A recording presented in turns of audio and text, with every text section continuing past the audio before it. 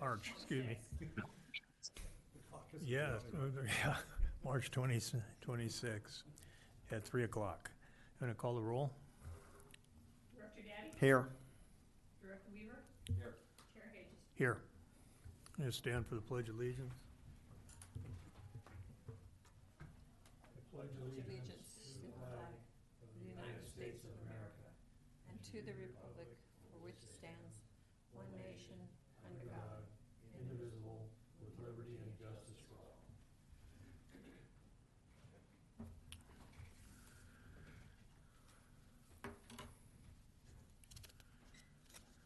Okay, director announcements. Mike, you have anything? Nothing from. Nothing from Ojai District. I don't have anything either. General manager comments. I only have a few things. You should have received notice from the state that your Form 700s are due by April 1st. So if you haven't filed them yet, you should have gotten an email, and they're all filed electronically now. We're working on the 2-year audit. We're using a new auditing firm this year. They have questionnaires that they would like each board member to fill out about our financial responsibilities. So I will be emailing those over to you probably tomorrow or early next week. And then we are also working on the state auditor report that's due April 30th. Those are the main things. Okay, thank you. Okay, basin status report. Jordan? All right. Thank you very much, Chair Hages. Let me share the screen here to the presentation du jour.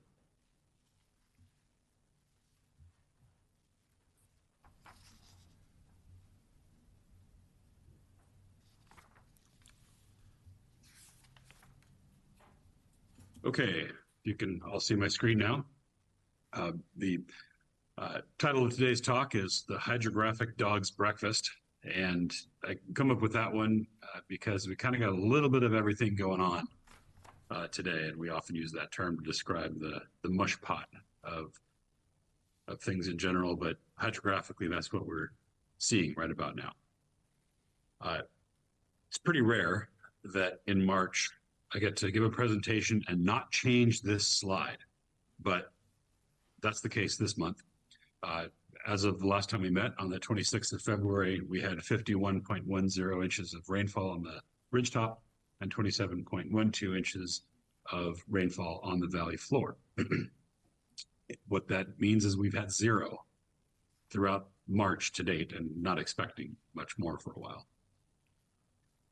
What's that done to the basin? Well, as you can imagine, when it stops raining and we stop getting as much recharge, we tend to need more water up from the basin, and groundwater levels start to decline.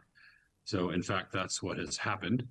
When we look at the detailed high resolution, high frequency water levels from the Key Well, this is the hydrograph for since October 2023.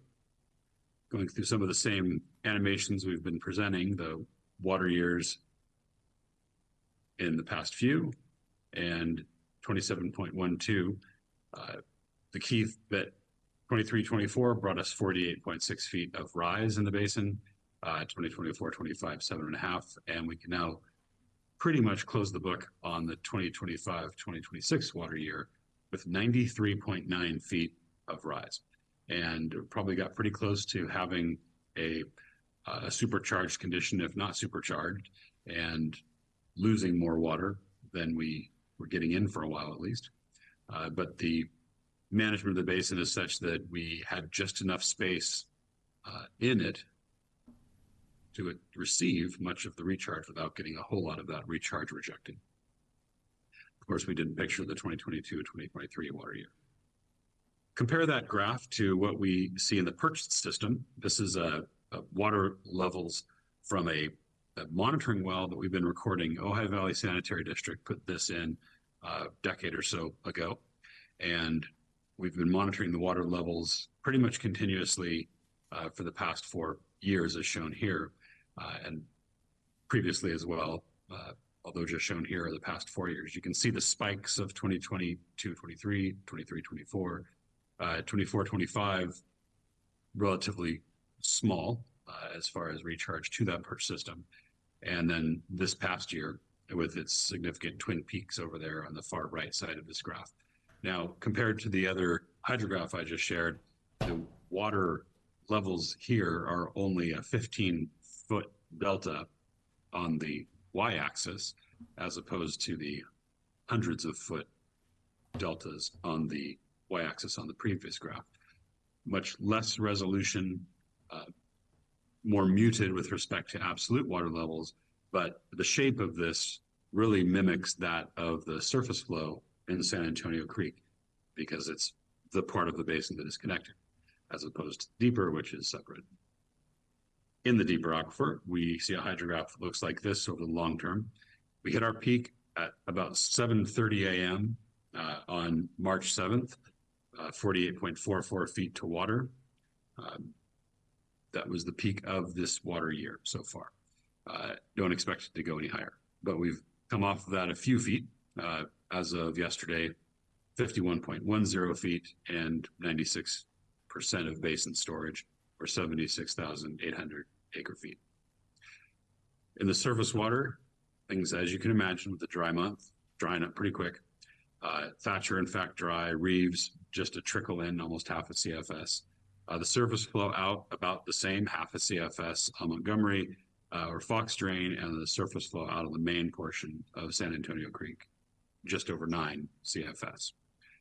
Senior Canyon at Ladera Bridge, 1.85, that's the biggest input point. Stewart Canyon dry, and a sum of 3.4 CFS. Surface water outflow of 9.65 CFS. Most of that is indeed coming from the perch system, and some of the irrigation return flow, still artesian flow that we're seeing in the basin despite the declining water flow out of the basin in San Antonio Creek. The inflow at Reeves Creek, this is what that half CFS looks like. Stewart Canyon, that was last time. The Gridley had 1.13 CFS, like this. Thatcher Creek getting dry. Barely a trickle under the bridge, not making it past the riprap apron. When you look further downstream, down Thatcher, it's obviously much drier, the surface at least. Under Ladera Bridge, it's 1.5 CFS. What I note on this is, note how clear the water is, a little bit of algae starting to form there. This is a place that is more in the shade more frequently, so it doesn't get as much direct sunlight. So that's part of the reason the algae is less present here. We are starting to see quite a bit of algal blooms in the creeks locally, and that of course has an effect on, is a cause and effect of water quality, and as well as temperature and daylight and potentially other factors. But it definitely has an impact on recharge capacity. At the Hermitage Crossing, where you see basically pretty clear water flowing over where we drive, on the actual creek floor, you can see how much greener it is, and that does limit the capacity of infiltration to the basin. Further downstream, looking upstream actually from Grand Avenue, flow across the basin past the San Antonio well field, looking downstream. Upstream from Highway 150 or Ojai Avenue, still a lot of flow, and you can see the algae growing there on the left, much more so than we have further upstream, and some of it's actually starting to dry out as the flow recedes. Downstream from Ojai Avenue, still continuous flow across the basin, and of course artesian flows continuing here at the Hartman well. This is last month, and it's a little bit clearer, a little less algae actually there, whereas this month the artesian flow is continuing, but more algae has grown as we've had both more sunlight and potentially more of the nitrate issues that are present in that intermediate shallow aquifer where this well is screened. This is not a very deep well, so it really more mimics the hydrograph and representativeness that we have from the intermediate zones of the depth discrete monitoring well on Fulton Street. Outflow at Montgomery, we have about half a CFS. And of course, San Antonio Creek proper, that's just over 9 CFS flowing out. So, wow, it's been dry, it's looking drier, but change, as you may have heard, is likely in the works.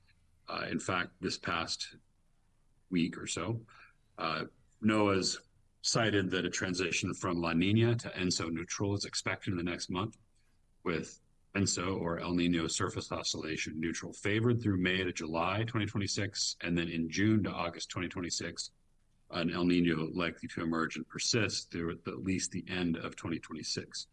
Oftentimes, the El Nino means warmer conditions and wetter conditions for Southern California.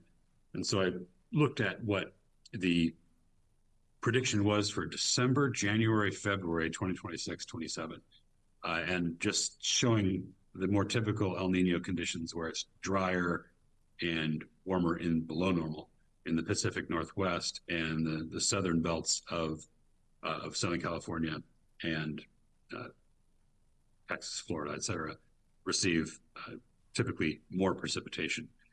This, of course, will evolve and we'll get what we get, but the prediction, as you may have heard, is for a relatively strong El Nino in the 2026-2027 water year.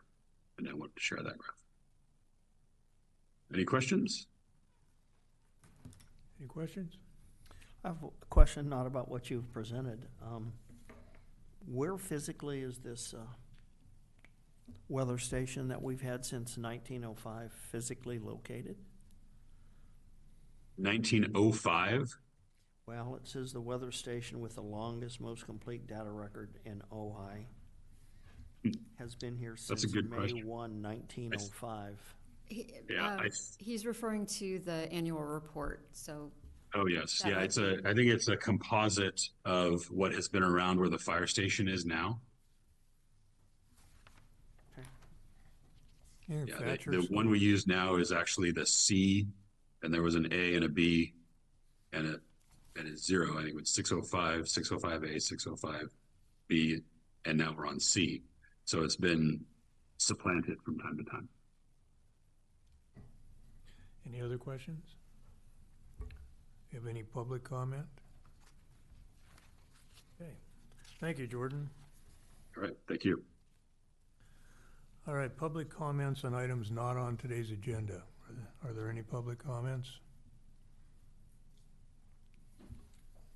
Okay, thank you. For the record,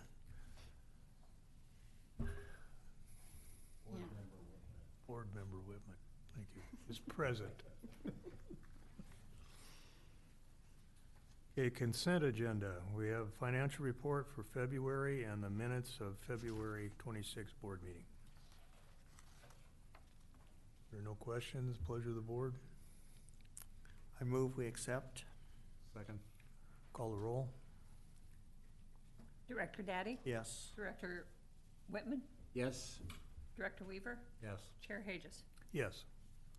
Okay, next item is action item. This is the Ojai Valley Groundwater Basin Annual Report. Julia?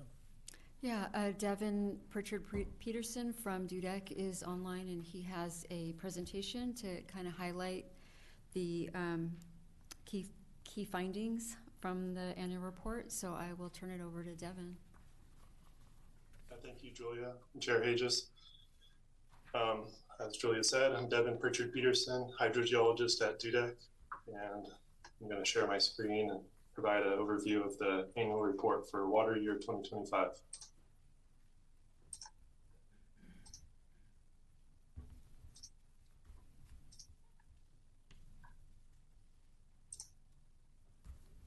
Okay, can you all see my screen?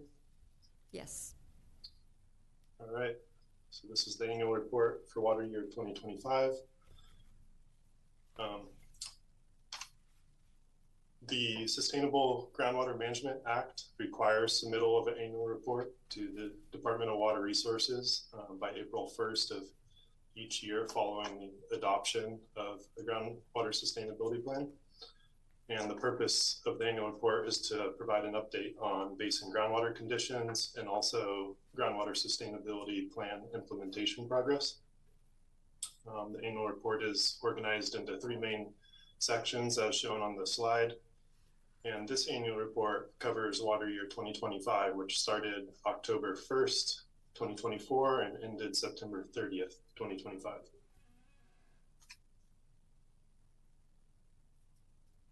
Climate plays an important role in groundwater conditions and influences water use trends in the Ojai Valley groundwater basin. This graph shows the total water year precipitation and cumulative departure from mean from 1906 to 2025 at the Ojai station. And as shown in this long-term precipitation graph, water year 2025 was a dry year with about 9.74 inches of precipitation, or 47% of the long-term average. Now looking at groundwater levels in water year 2025, this table here shows groundwater levels at the representative monitoring points, and these are points in the basin being wells where groundwater level minimum thresholds have been established. They've been established at 6 wells, and each year the seasonal groundwater levels are compared to these minimum thresholds. So the seasonal low in water year 2025 was in the fall of 2024, and the water levels in fall 2024 were ranged from approximately 16 feet to about 200 feet above the groundwater level minimum thresholds. And in the spring, similarly, the levels were a bit higher in spring 2025 and ranged from about 36 feet to 200 feet above the minimum thresholds. So in water year 25, water levels remained above these minimum threshold levels. As shown in the table, groundwater levels did decrease between water year 24 and 2025, primarily due to the drier than average conditions in water year 25. Also want to point out in this table, there's a few dashes. So the Lago Marcino well and South Central Depth Discrete Monitoring well don't quite have sufficient data record at this time for a minimum threshold to be established. They're included as representative monitoring points and are regularly monitored by the OBGMA. And as those data records improve, then minimum thresholds will be established when sufficient data are available. Also, the Hansen well was not accessible in spring 25 for a measurement, and the Mutual well 4 was not accessible at all in water year 2025, but both due to just temporary access issues.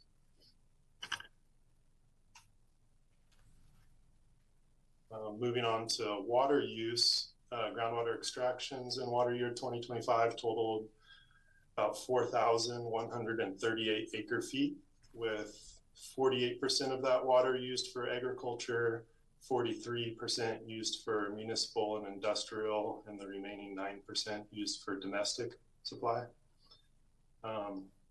This volume is approximately equal to the lower bound estimate of the sustainable yield of the basin, which is estimated to range from 4,100 acre feet a year to 5,000 acre feet a year.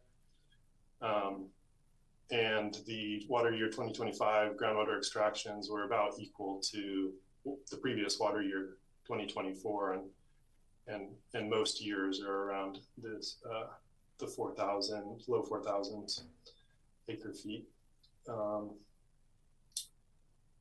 As in previous years, the 2025 extractions are provisional, so there could be some additional reporting, but the bulk of the reporting has come in. Looking now at change in groundwater and storage in the basin.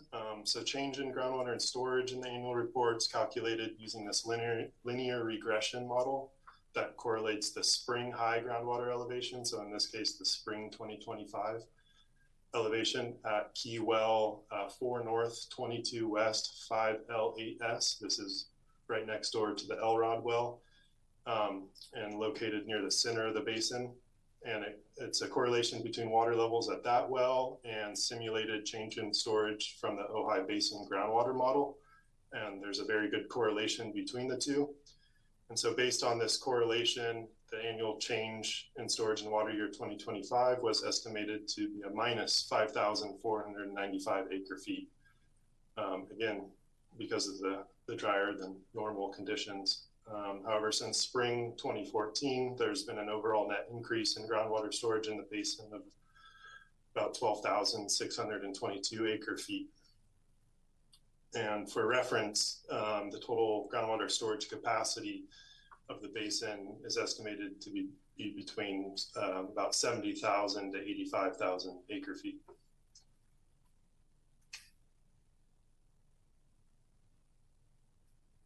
As you're all aware, the groundwater sustainability plan was approved by the Department of Water Resources in October of 2023.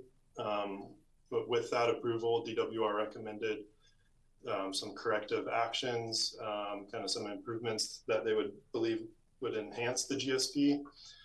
The OBGMA is currently working to address these recommended corrective actions as part of the first GSP periodic evaluation, which is due to DWR by January 31st of 2027. In terms of GSP implementation progress over the past water year 25, OBGMA initiated or completed a number of projects, a few listed here. The first being preparation of a sampling and analysis plan and quality assurance plan for data collection of and monitoring of applicable sustainability indicators. So this is groundwater levels, groundwater quality, and stream flow. OBGMA also identified preferred locations for 3 new shallow monitoring wells along San Antonio Creek, and initiated a work plan including securing permits for the well installation. And these 3 new wells will help to fill some data gaps related to interconnected surface water and groundwater dependent ecosystems.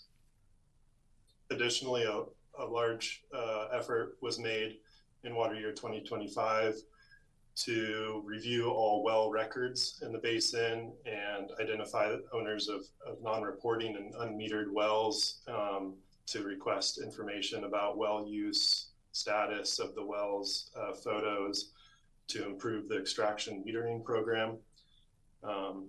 That was a large effort that a lot of improvements have been made in that regard.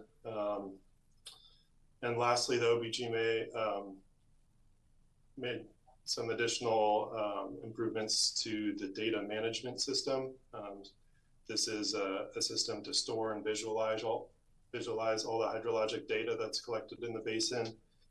So in water year 2025, developed the framework for that data management system and started transferring data into it to test its functionality. And it's still in the works, but some significant progress has been made, and hopefully will soon be in use. And finally, in addition to those projects listed here and summarized, kind of ongoing projects that were accomplished is that monthly monitoring of surface water and groundwater conditions that Jordan just reported out on, the quarterly extraction metering, and then public outreach and engagement. And with that, concludes the presentation and open to questions. Thank you. Any questions? Yeah, I have a question. On page 38, I saw that the looks like all the extraction figures are actually trending down, except for the Ojai water system, which looks like it's trending up. So I'm curious, what is the Ojai water system and why is it trending up? The Ojai Water System is Casitas Municipal Water District system. Has several wells in the basin. And I don't know if Julia, you want to speak more to that? Just Casitas relies more on the groundwater wells when they can and take less from the lake. Okay, that makes sense. Any other questions? Bob? Julia, are those the mutual wells we've got down up in San Antonio area? Yeah, Mutual in San Antonio on Grand Avenue. Okay, I have some of these things that we want to do. It says that January 27, we owe these folks a report.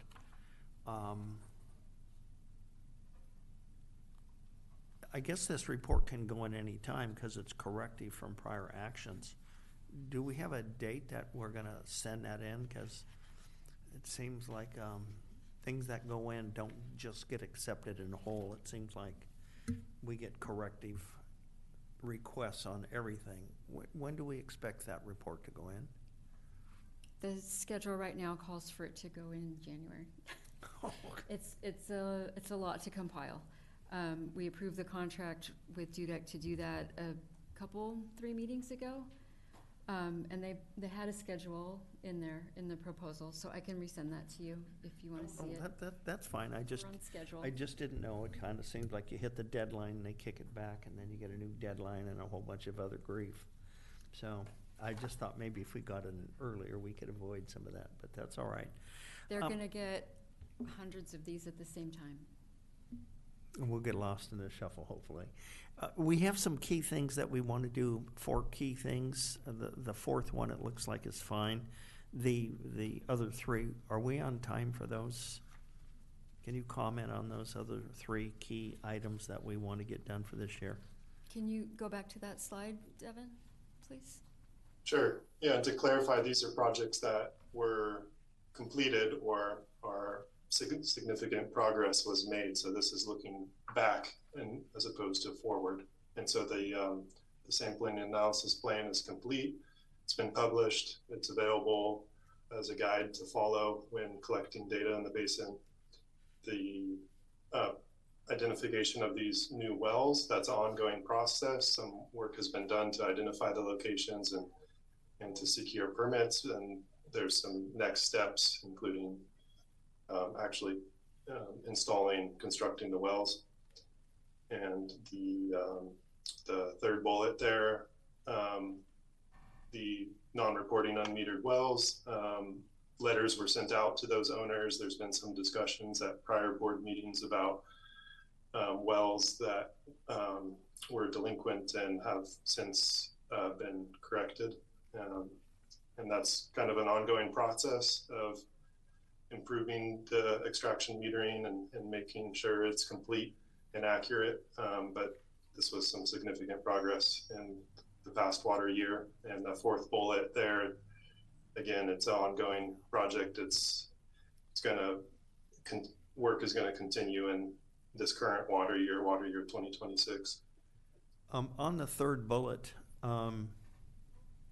what's the next step? We've taken the action, and I'm not sure that we've had any success in moving that third bullet point along. What would be the next step in that?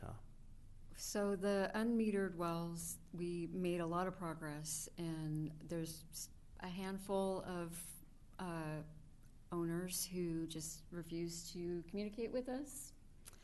Similarly, for the non-reporting wells, they either don't respond or they send in blank statements and don't have any intention of complying. So that could be something that the meter compliance ad hoc committee addresses this year to figure out what to do about those. Because there's probably, I don't know, a dozen or so that just don't respond to anything, don't pick up certified letters, say that they never got an email, that kind of thing. So it'll be a focus for this year. Can we schedule a time to discuss this and make moves and get it done? these people have had 20, 30 years to comply with I agree, this, yeah. and they've I'll, decided they're just not going to. It's not they can't, they've just decided they're not going to. So I would kind of like to see us, at least by the end of June, come to some kind of next step conclusion, have a Right. meeting and next step conclusion. If the other board members think that that's not too soon after the 20 or 30 years of ignoring this. We probably need to come up with a blanket policy to deal with the non-responsive. And if we're able to put monetary penalties on it or whatever we're authorized to do and put it on the tax rolls, I think that's the cleanest. But at this point, I think dealing with them one at a time is not worth it. If we have a batch that just refuse, they just do them all at once. But we're gonna have to develop a policy to deal with that, so. Okay, so I'll change my request. Could we have a meeting to develop a policy so we can take this to the next step? And get a time and get the thing done by the end of June prior to July 1? Well, if it was up to me, yeah, but it's not my decision. I think that's direction that comes from the board generally to staff. Let's schedule a meeting. Let's get this process rolling. I think that's what I'm hearing from you at least, and but it's certainly possible.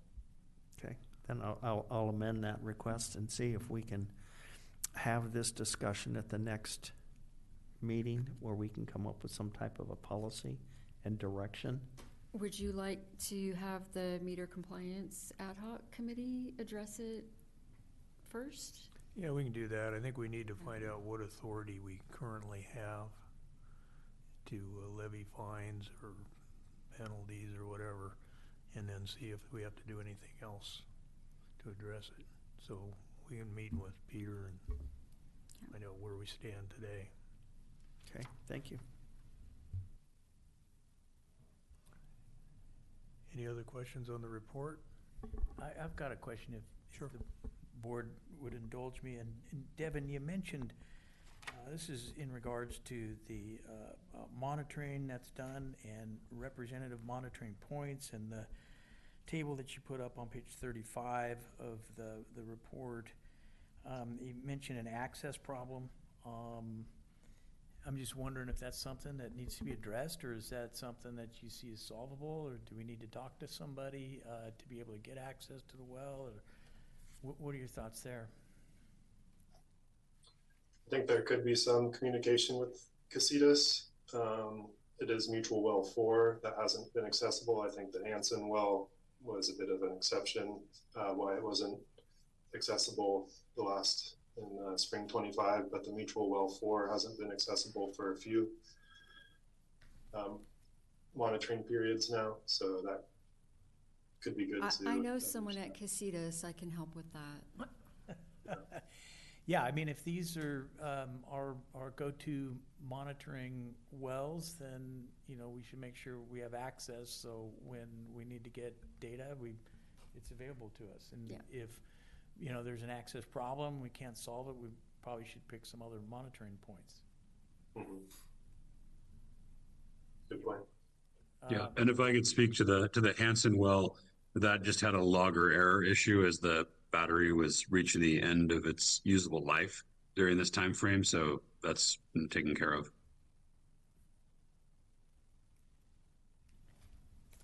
All right, thanks for that. And then just one other point I think to highlight from the report is the sentence on page 38. This is just with regard to the sustainable yield of the basin and where we are with regard to extractions, and it appears as though we're on the lower boundary of the sustainable yield range.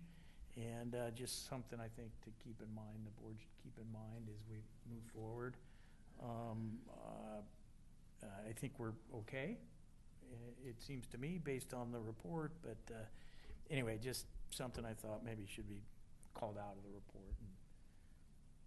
And I think Makes the sense. average is what's critical, not necessarily 1 year, so.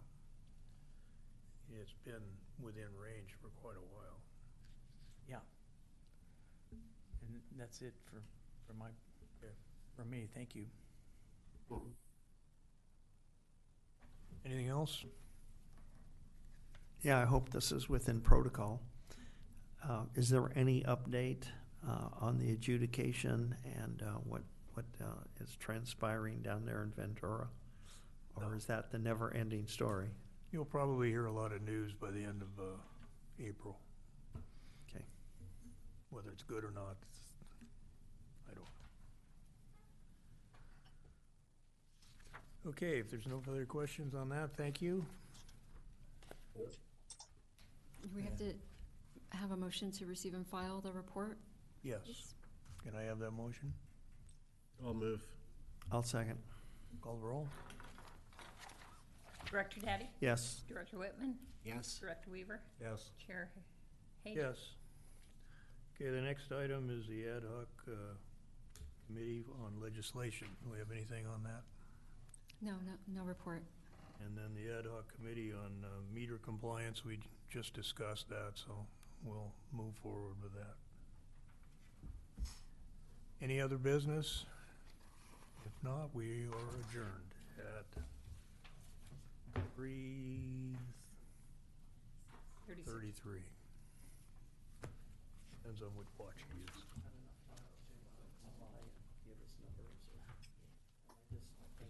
No, you're right. Okay. Thank you all. When the- Have a good weekend.